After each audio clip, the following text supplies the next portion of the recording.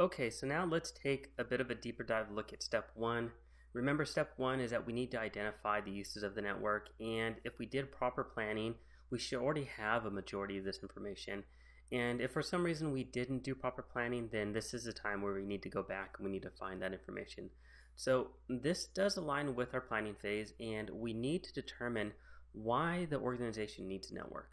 So if we're a company, we need to determine what type of a need is this going to fulfill. So what type of an issue is there where we need this network, or if we're going to provide process improvement, if we're going to support the business, we need to justify why we need this network.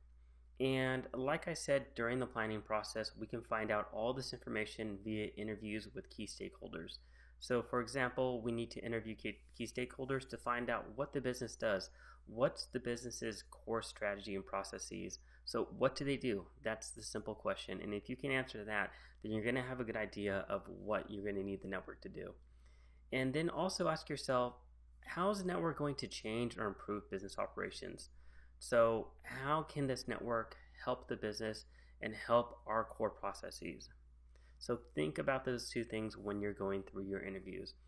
And when we're talking about key stakeholders, we're talking about the business's owners, the key executives, the managers, and even the day-to-day operations. So why the day-to-day operations? Well, if you think about it, those are the people that are going to be closest to the work. So they have the most intimate knowledge of what actually is going on a day-to-day basis. And they're going to know from a very fine level of detail what the network's going to be able to do.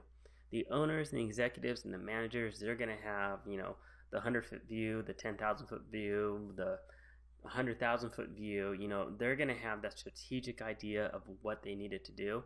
But once you get down to the operations on a day-to-day level, they're going to tell you the detailed information that you need to know. So you need to interview everybody within the organization, not just the owner, not just the executives, not just the managers, and not just the operational staff.